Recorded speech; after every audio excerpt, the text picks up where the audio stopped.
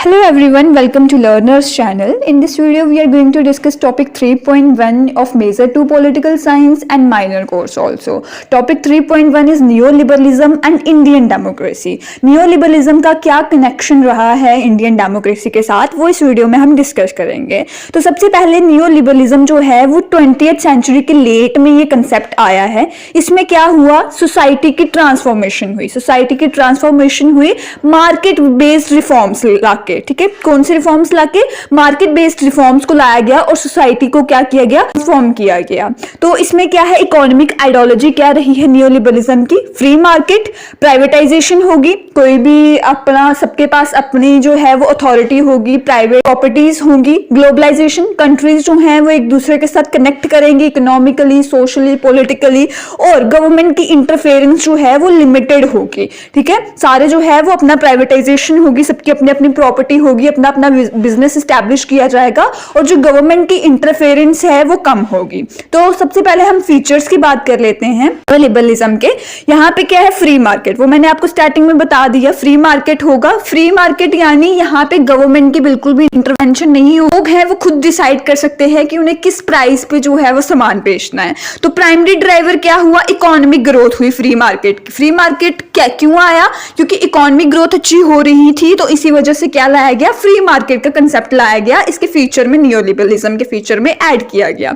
उसके बाद सेकंड है प्राइवेटाइजेशन यानी स्टेट जो है उसके पास भी प्रॉपर्टी, मतलब है स्टेट के पास बैंक्स वगैरह होंगे, इन प्राइवेट लोगों के पास भी कुछ जो है वो कंपनीज वगैरह एस्टैब्लिश होगी, तो प्राइवेटाइजेशन है। उसके बाद है डीरेगुलेशन, कोई भी बैरियर नहीं होंगे, कोई अपनी कंपनी एस्टैब्लिश करना चाहता है, कोई अपना बिजनेस एस्टैब्लिश करना चाहता है, तो उसके लिए ऑब्स्टैकल्स, रुकावटें, बैरियर नहीं होंगे। और उसके बाद लिमिटेड इंटरवेंशन होगी, इतना ज्यादा इंटरवेंशन नहीं करेगी गवर्नमेंट, लोग जो है वो अपना एस्टैब्लिश कर सकते हैं। और इंडिविजुअलिज्म को इंपॉर्टेंस दी जाएगी, इंडिविजुअलिज्म मतलब इंडिविजुअल को क्या किया जाएगा, इंपॉर्टेंस दी जाएगी। उसके बाद आई हमारी डिजिटलाइजेशन, क्या है डिजिटलाइजेशन। 16 लोकसभा इलेक्शन में बीजेपी लेड एनडीए ने एक मोटो रखा, अपना मोटो यानी अपना एक उद्देश्य रखा। क्या उद्देश्य बताया उन्होंने, सबका साथ सबका विकास। सबका साथ होगा तो सबका क्या होगा, विकास होगा, और अच्छे दिन जो हैं वो आने वाले हैं, राउंड द कॉर्नर। ये बीजेपी लेड एनडीए ने 16 लोकसभा इलेक्शन में ये जो था मोटो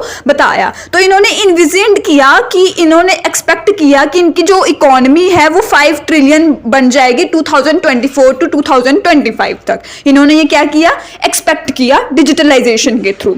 आई होप यू आर अंडरस्टैंडिंग। अब हम बात कर लेते हैं रिफॉर्म्स की, मेजर्स जो कि अडॉप्ट किए गए पीएम मोदी द्वारा एंड लेड एनडीए गवर्नमेंट 2014 में। तो सबसे पहले न्यूलिबरलिज्म में क्या लाया गया, क्या रिफॉर्म्स जो थे वो लाए गए, डीमोनेटाइजेशन। नवंबर 8 2016 में 40 मिनट्स की लॉन्ग स्पीच ने सबको सरप्राइज कर दिया कि 500 और 1000 वाले जो रुपीज के नोट्स हैं वो सीज होने वाले, वो बंद होने वाले हैं। ब्लैक मनी को कर्व करने के लिए ये स्टेप लिया गया है। तो ये भी किस में आया, हमारा रिफॉर्म्स और मेजर्स में आया जो पीएम मोदी ने लाए। तो ये डीमोनेटाइजेशन। उसके बाद आया हमारा next GST, government service tax. इसमें बिगेस्ट टैक्स रिफॉर्म आया। ये इंप्लीमेंट हुआ कब, 1 जुलाई 2017 में। और इसमें मैंडेटरी क्या किया गया कि जितने भी बिजनेसेस और गवर्नमेंट कलेक्ट करेगी वो सब इसी से रेवेन्यू जो है वो कलेक्ट होगा, ठीक है। इसमें यही था कि बिजनेस वगैरह से गवर्नमेंट जो है वो क्या करेगी, कलेक्ट करेगी रेवेन्यू। तो ये बिगेस्ट रेवेन्यू कलेक्शन माना गया जीएसटी। उसके बाद आई हमारी third Ujjwala scheme. I guess you all are aware of this.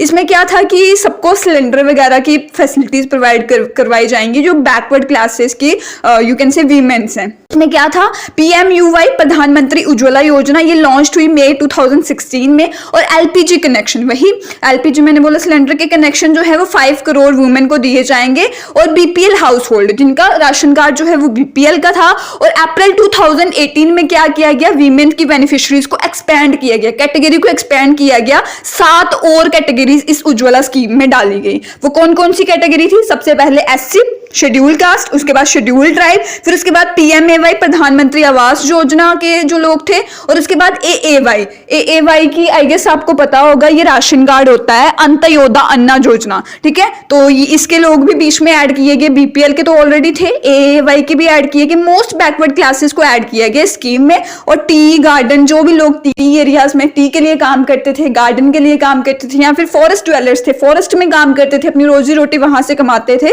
तो उनको भी इस स्कीम में क्या किया गया, ऐड किया गया। उसके बाद हमारा फोर्थ पॉइंट आता है आईबीसी। आईबीसी एक वन स्टॉप मैकेनिज्म लाया गया कि जो बिजनेसेस डिस्ट्रेस्ड हो रहे हैं, बिजनेस जो है वो घाटे में चल रहे हैं, उनको रोकने के लिए, उनकी प्रोग्रेस करने के लिए क्या लाया गया, इंसॉल्वेंस एंड बैंकरप्सी कोड लाया गया। इंसॉल्वेंस एंड बैंकरप्सी कोड लाया गया 2016 में, और 2021 में एफिशिएंट लगा, ठीक है, ये एफिशिएंट लगा सबको।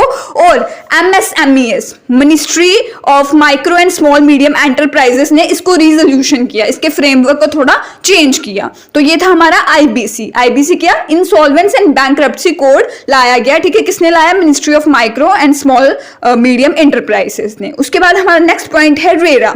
रेरा क्या है, इसमें जो भी बिल्डर्स हैं, होम बायर्स हैं, उनको बचाने के लिए, मतलब उन पे ज्यादा इंटरेस्ट ना लगे बहुत ज्यादा, तो गवर्नमेंट ने इंट्रोड्यूस क्या किया, रियल स्टेट रेगुलेशन अथॉरिटी मार्च 2016 में, कि उनको अच्छे से मतलब कोई हाउस मिल जाए, इतना ज्यादा क्या हो, बर्डन ना उन पे फील हो। फिर उसके बाद आई हमारी जैम ट्रिनिटी। जैम ट्रिनिटी में क्या है, जन धन आधार मोबाइल जैम है, जिसमें क्या किया गया, वो आधार और मोबाइल नंबर है, वो दोनों को लिंक किया जाएगा। लिंक क्यों किया जाएगा, कि जो बहुत दूर रहते हैं, पहाड़ी बैकवर्ड एरियाज में लोग रहते हैं, वहां पे उनको क्या हो कि वो भी ट्रांजैक्शन कर सके ऑनलाइन, बैकवर्ड सेक्शंस के लोग भी फाइनेंशियली इंक्लूजन हो, फाइनेंशियली ट्रांजैक्शन कर सके। तो ये जैम ट्रिनिटी लाया गया, जन धन आधार मोबाइल योजना। इसमें क्या किया, आधार को मोबाइल नंबर के साथ लिंक किया, फिर एक मशीन सी होती है जिसपे फिंगरप्रिंट के थ्रू आपको मतलब किसी को पैसे जो हैं वो ट्रांजैक्ट करवाने हैं, तो आप उसमें नंबर डायल करोगे कि आपने इतने पैसे ट्रांजैक्ट करवाने हैं, और वो दूसरे अकाउंट में चले जाएंगे। तो ये थी हमारी जैम ट्रिनिटी। उसके बाद आया डिजिटल इंडिया प्रोग्राम। 2015 में डिजिटल एम्पावरमेंट लाई गई सिटीजन्स की इनिशिएटिव में। इन्होंने बोला कि 1 ट्रिलियन जो है वो होना चाहिए 2025 तक, जो इंडिया की ग्रोथ है वो इतनी होनी चाहिए। फिर उसके बाद कॉर्पोरेट टैक्स कट। इसमें क्या किया गया, इंडिया ने ग्लोबली स्टेप लिया फेवर डेस्टिनेशन का, कि जो 30 to 22% होगा कॉर्पोरेट टैक्स, मतलब पहले 30% अगर लिया जाता था तो उसको कम करके 22% लिया जाएगा, ठीक है। ये सितंबर 2014 का था। फिर न्यू फॉर्म्स ने क्या किया, जो भी न्यू फॉर्म्स 1 अक्टूबर 2019 के बाद बनी है, और या फिर 31 2023 मार्च से पहले बनी है, उनका जो है वो कॉर्पोरेट टैक्स कितना होगा, 25% to 15%। 2014 वालों का कितना था, 30% to 22%, और जो 2019 से लेके 2023 के बीच में बनी है, उनका कितना होगा, 25% to 15%। एंड लास्ट पॉइंट हमारा क्या है, पब्लिक सेक्टर बैंक मर्जर्स। इसमें जो बैंकिंग सेक्टर है वो स्ट्रॉन्ग फाउंडेशन होता है इकोनॉमी का, तो इसमें क्या किया गया, पब्लिक सेक्टर जो भी बैंक मर्जर्स थे उनके नंबर को रिड्यूस किया गया, प्राइवेटाइजेशन लाने की कोशिश की गई बैंकिंग सेक्टर में। So that was all about our new liberalism and Indian democracy. I hope you understand this concept. Thank you so much.